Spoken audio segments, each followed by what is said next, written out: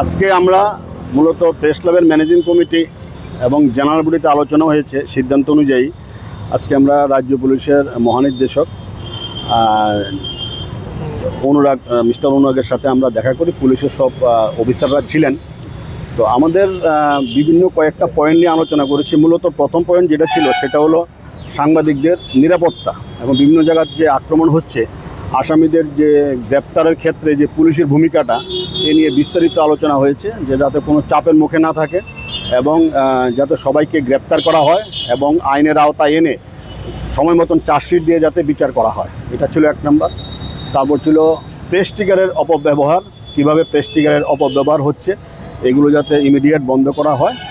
আরেকটা ছিল press jacket অনেক দিন হয়েছে আমাদের দিয়েছে।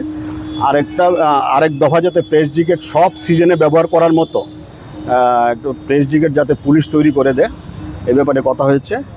এবং আরেকটা হলো ফেসবুক কন্টেন্ট ক্রিয়েটারের একাংশ যেভাবে মিডিয়ার নামে ওরা মিসইউজ করছে media in the name of media, সব বিস্তারিত আমরা অবহিত করেছি। আমাদের যারা আজকে আমাদের টিমে ছিলেন প্রেস ক্লাবের সবাই বিস্তারিত বলেছেন। এবং মিস্টার অনুরাগ ডিজিপি রাজ্য পুলিশ উনি আশ্বাস দিয়েছেন যে আমরা যতগুলো পয়েন্ট তুলেছি উনি ব্যবস্থা গ্রহণ করবেন। এবং আমরা জানি যে সামনে পৌরসভার ভোট আসছে এবং 2028-এর প্রথম দিকে বিধানসভা নির্বাচন আসছে।